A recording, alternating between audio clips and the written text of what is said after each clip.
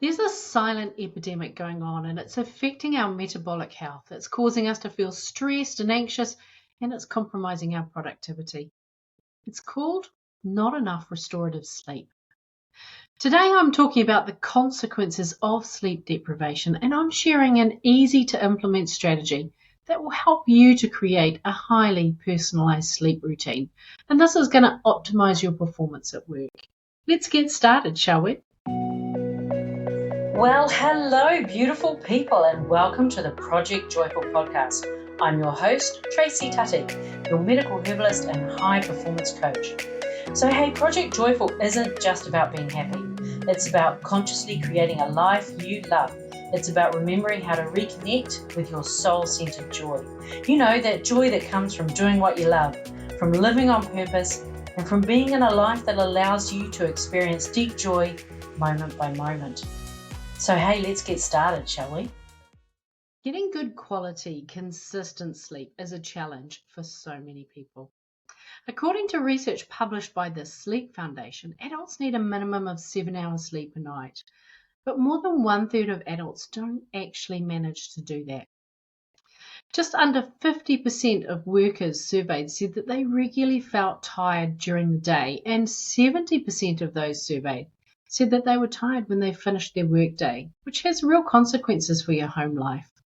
And did you know that 39 to 47% of perimenopausal women and between 35 to 60% of postmenopausal women struggle with getting a great night's sleep? Poor sleep has an impact on productivity. There's an ongoing study called the Sleep and Healthy Activity, Diet, Environment and Socialization Study, or SHADES for short, which is assessing the impact of sleep deprivation against a number of factors. Now, this study is ongoing and all it requires is for you to complete a survey. So if you're interested, just Google Penn Medicine and SHADES study to find out more. What they have discovered so far is that people with mild insomnia were 58% less productive than colleagues who managed to regularly get 7 to 8 hours of sleep a night. They also compared people who regularly got 7 to 8 hours sleep with people who regularly got less than 6 hours sleep a night. And they discovered that those with less sleep were 19% less productive than their colleagues. It's one of those things, when you've got a lot going on and you're really busy, you're like, well, you know what? I'll just cut back on my sleep time so I can get a bit more done. But actually, the research is showing it's the opposite. You really need your sleep when you've got a lot going on.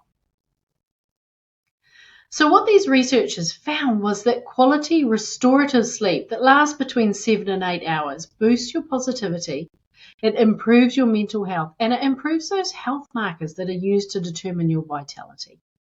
Things like your blood pressure, your blood sugar levels, and your waist circumference, all markers for metabolic health. So if you want to fall back in love with life, then the most effective way is to start by getting better quality sleep. Now, we all know what it's like when you've had a night where you just haven't been able to get that decent amount of sleep.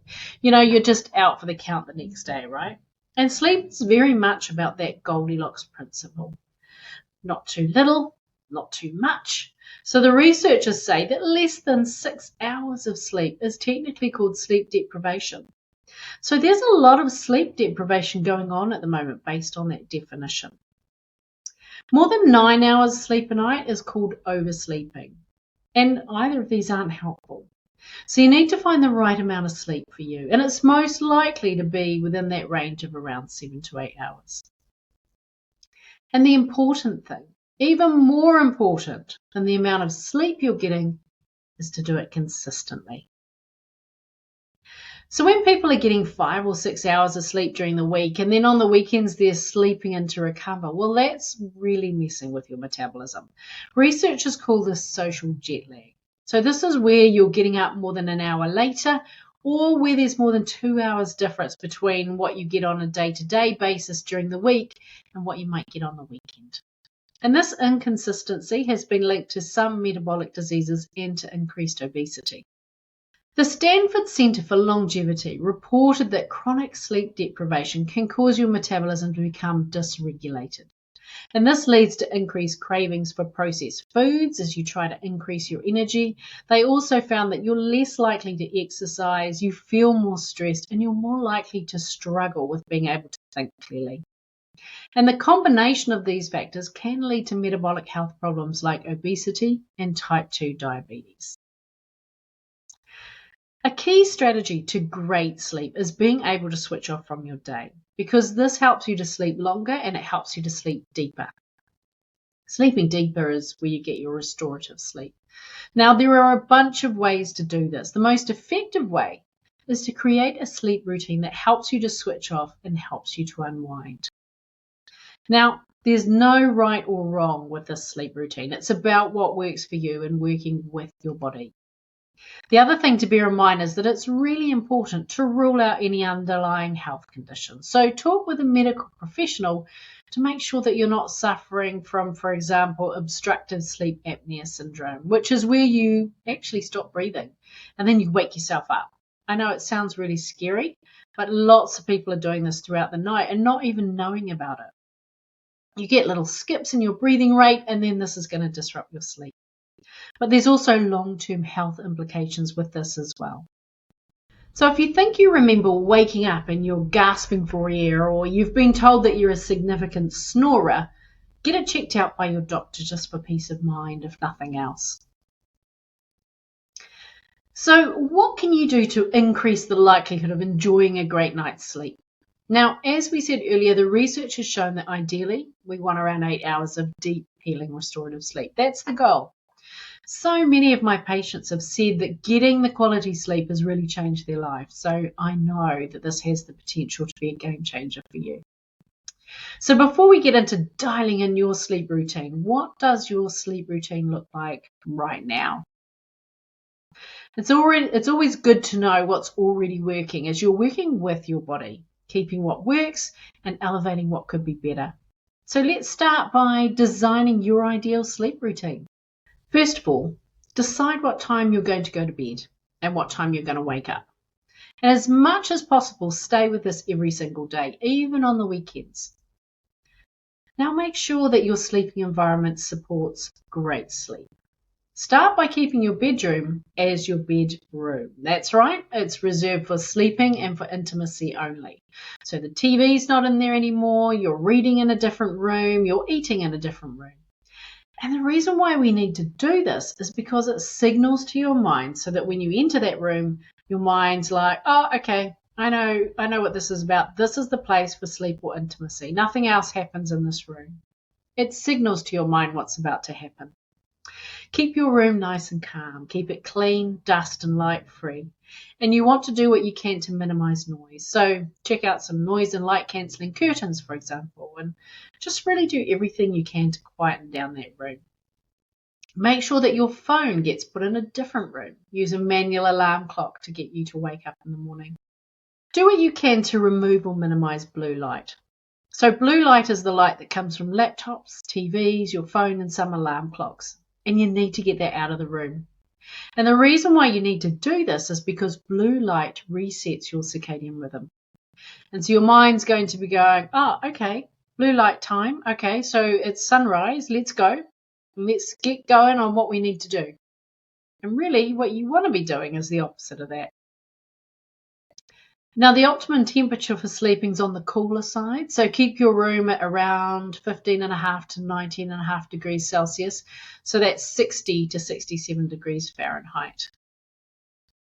Creating your own sleep routine is about testing and tweaking.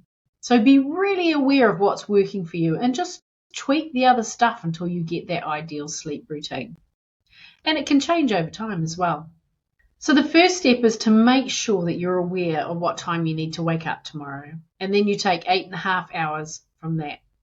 And that's the time you need to go to bed. So for example, if you need to wake up at 7 a.m., then you take 8.5 hours off that, and that means you're going to bed at 10:30 p.m. That's your non-negotiable bedtime. So this gives you 30 minutes to settle in and then 8 hours of sleep time. Okay, so let's go a little bit deeper.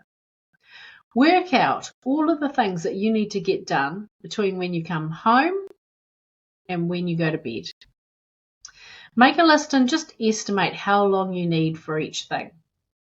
Now, the next thing that you want to do is you want to list them in the order that they need to happen. So, for example, say you come home from work, you spend some time with the kids, you get dinner on, you put the kids to bed, you hang out with your partner, you get your clothes ready for work tomorrow, you have a bath, you go to bed. Now, there's a link with an example of how to do this in the show notes because often it makes more sense when you see it laid out in front of you. So, as we said, 10:30 p.m. is when the lights go out, and that's when you're going to sleep. So let's start from the bottom of your list. So for about 20 minutes before bed, you're going to have a soak in the bath with some lovely lavender essential oil. Now, lavender is really relaxing. It's really calming. It's good for the mood. So you've worked out that you need around 20 minutes to run your bath, get in the bath, get out, get into your PJs. And you're doing this in a nice, calm, luxurious, non-rushed way. It's really important to remember that this is not a checklist. So let's say 10 minutes before you're jumping in the bath, you're getting your clothes ready for work the next day. 15 minutes before that is when you're cleaning the kitchen. 30 minutes before that is when you're hanging out with your partner. 20 minutes before that, you're getting the kids ready for bed. And then ta-da, that's your bedtime routine. So write out your bedtime routine, play with it, and just notice how it is for you. And keep tweaking it until you dial it into the routine that works best for you. Now, even with the best intentions, there are always times when you've had a rough night. You haven't been able to get to sleep or you keep waking. So let's talk about some things you can do during the next day to get you through that. So one of the things that you could do is take a nap, but make sure you're not over napping. So you want to limit your nap time to 20 to 30 minutes. You want to remove or limit the stimulants. So caffeine and nicotine, get rid of those a few hours before bedtime. And if, like me, you're sensitive to caffeine and you enjoy it, I love the taste of coffee, then make sure you're not having any caffeine after 3 p.m. Other things you can do is to move your body every day and find something that you enjoy when you're moving. Loving it is as important as the moving about. So do something you love and do it 3 times a week. And ideally, when you're doing this, you want to be getting some daylight on those eyeballs. So the research shows that when daylight filters in through our eyes, it helps our body to reset our circadian rhythms. So you want to be in that sunlight without it being filtered through sunglasses or your car windows or house windows. You want to just be walking around outside for about half an hour every day, just getting that unfiltered light onto your retinas. Other things you can do is to have your last meal 2 to 3 hours before bed and make sure that the meal is nice and light. So this is not the time to be eating your heavy, rich, high sugar or fatty foods or anything that you personally find a little bit hard to digest. So you've got any food sensitivities but you still love that food, then choose to have it at a time that's not close to bedtime. So nothing like that in the evening. No TV or blue light gadgets within 3 hours of bedtime. If you can, relax in a warm bath before you go to bed. And you can make a herbal bath bag just to add even more relaxation factor to it. DM me bath bag and I'll send you the recipe so that you can make your own. Also consider adding in some relaxing essential oils like the lavender that we talked about before, but also rose or chamomile are great too. And other things that you can build into your sleep routine could be making yourself a calming bedtime herbal tea such as lemon balm, chamomile or green oat straw, and do things that you personally find relaxing. You see, this part really is about what works best for you. Now, maybe it's a little bit of meditation. Maybe you like to do a bit of colouring in, some calming yoga sequences, or a little bit of stretching before you go to bed. Prioritise your evenings so that you're set up for that 8 hours of quality sleep. It's going to boost your immunity. It's going to increase your cognitive performance the next day, and it's going to help you to feel happier and more content within yourself. So play around and experiment with things that you can add into your bedtime routine and commit to it. Today, I'm inviting you to create your bedtime routine and commit to it consistently for 10 days. Tag me on LinkedIn or Instagram and let me know how you're feeling with it. I promise you're just going to love how it makes you feel. Sending you lots of love. Bye for now. Hey, thanks for listening to today's podcast. Can I ask you a favour? If our conversation spoke to you today, could you please take a moment to leave a 5-star review? Your review will help people discover this podcast, and together we can create a world where there's even more love and more laughter. And if you want to hear more from the Project Joyful podcast, just click the subscribe button. Bye for now.